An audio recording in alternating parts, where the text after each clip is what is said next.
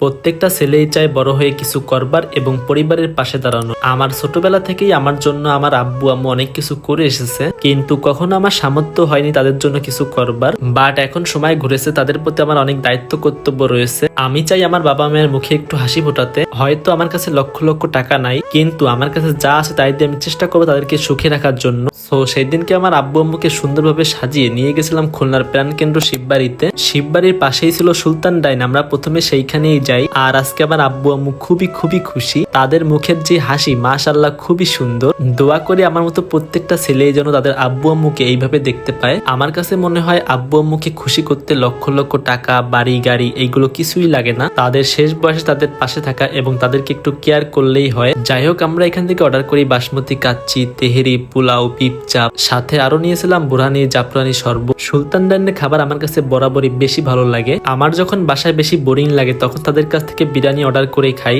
আর সাথে সাথে আমার সব দুঃখ কষ্ট দূর হয়ে যায়। মানে তাদের বিরিয়ানিতে অন্যরকম একটা ম্যাজিক আছে। যাই হোক, খাওয়া দাওয়া শেষে আমার আব্বু আম্মুকে নিয়ে শহরের বিভিন্ন জায়গায় ঘুরে বেড়াই। ঘোরাঘুরির ভিডিওটা না হয় অন্য একটা সময় দেখাবো। আজকের ভিডিওটা এই পর্যন্তই। Thanks for watching my video.